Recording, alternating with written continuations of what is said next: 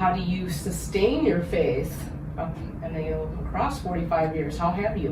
What are some practices? Well,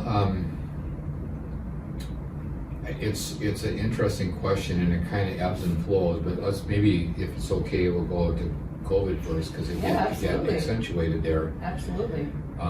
Tim Keller is a Presbyterian pastor I like. He's in New York. He does a lot of inner city work. He's been very successful in starting a lot of churches around the world. And at the beginning of COVID, he had some TED type talks that he did, which I listened to, and I like his thinking about it. And what Tim Keller essentially conveyed is that in times of pressure, one of the first things you really need to do is up the discipline of extraordinary prayer for your people, for the ministry, for your co-workers, for the older adults that are impacted, for wisdom, for strength.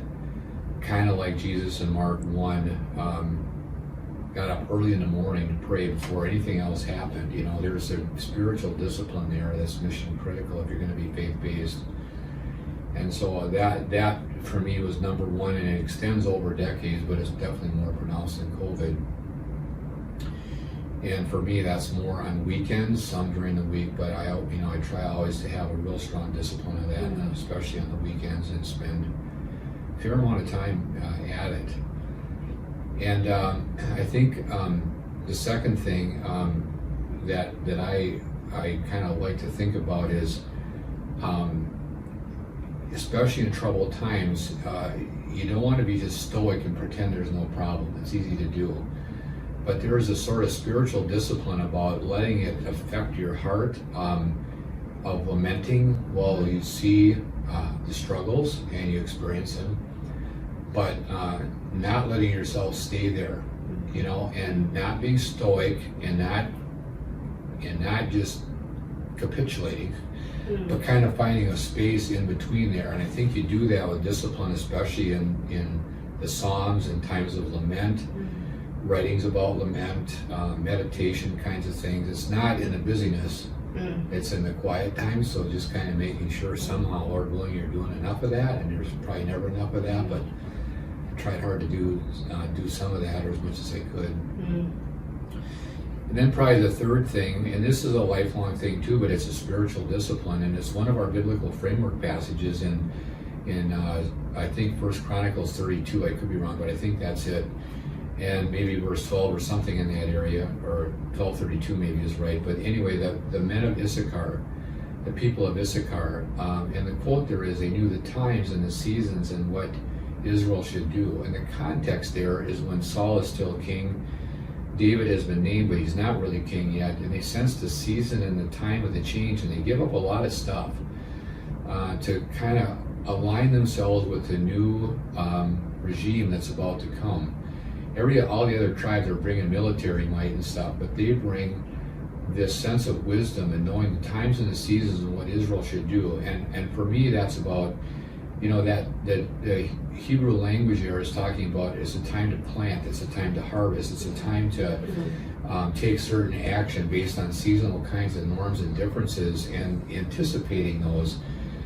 And so that's been a prayer for me too all along, but especially in COVID, which is, how do you spend, if you can, 25 to 50% of your time where you're trying to stay focused on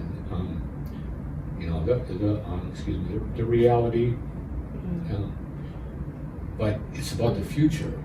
So how do you transition and transform when you're taking the body blows? And there's a discipline that goes with that. And I feel like right now we're really poised for that. And I'm thankful for our team being able to stay on it.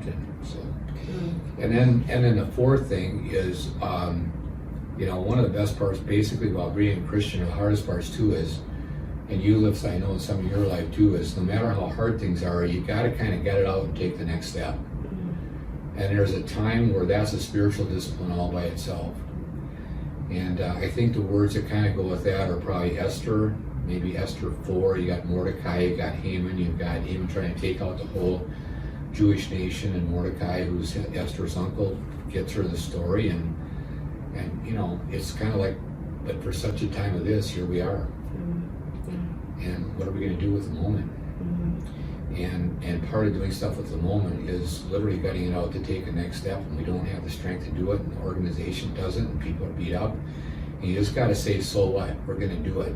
We're just going to do it. And that's a spiritual discipline I like to try to do, but I think as an organization we're committed to. So, and at the end of the day, it's all kind of in God's hands anyway. So, you know, He's got it before any of it happened. He's got it before 45 years ago happened. He's got it 45 years after when we're sitting here happens. You know, you put it in that context, it's not a big deal. It's just a life experience, and we're just trying to be stewards of a few minutes of time.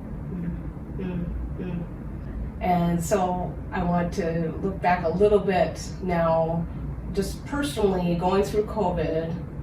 How has you talk about the season of lament and balancing lament with also this, maybe you would describe as grit and choosing to, or faith, stepping forward. Did you experience a season of lament personally with your family in this time? Yeah, I think for me, the part of the lament was just watching our staff here in this building and seeing how hard people were working 24/7, people hitting the wall, people going down, others stepping up, staffing shortages, residents in isolation. We've all lived it together. It's not unique, but I wasn't distant from it. I was watching it up close and personal, and it does affect you.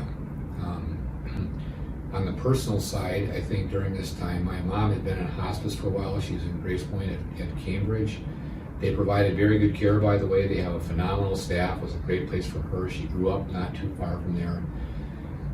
But to hear the phone calls and her trying to connect with family, you know, with electronically, feeling abandoned, why can't people see me?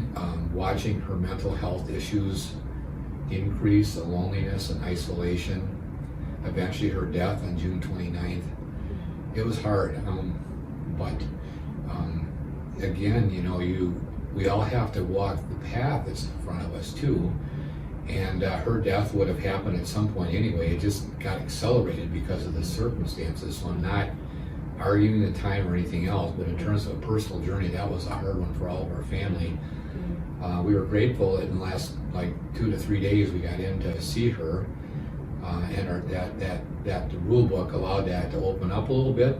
So that was a little bit of some joy-filled days right at the very end, and being with her when she died, and Jeannie too, my wife, and Corey, our middle son, and Sarah, our daughter-in-law, all together. That was all really good.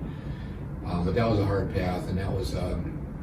And what do you do about a funeral? What do you do about getting family together? All that stuff. The COVID, you know, the COVID path. It's in front. It's during the event. It's after the event. It doesn't end, you know. And so that was one example. And a kind of a semi-joy-filled one, but definitely a change of events was our middle son got married to Sarah on April 4th. That was like 1 month into COVID, right? Of 2020. And so that event was supposed to be 350 people and a church and a big reception and all the stuff that you kind of think about.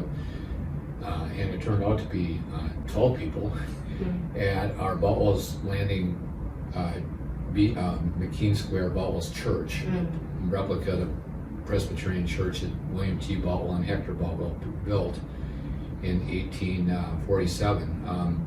It's perfect for who we were, but everything happened there with 12 people.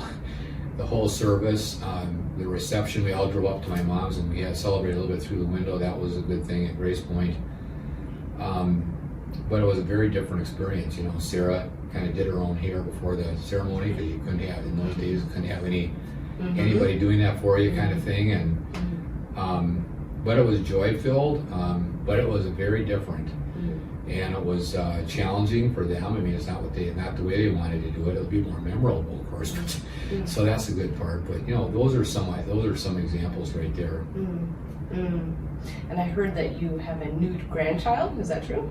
Yeah, we have 4 granddaughters now. Yeah.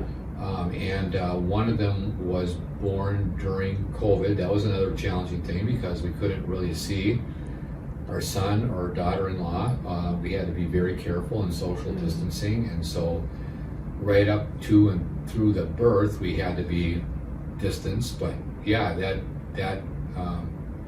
that was all part of the journey too. So we're visiting in real time now, which is joyful. But yeah, COVID affected a lot of parts of life.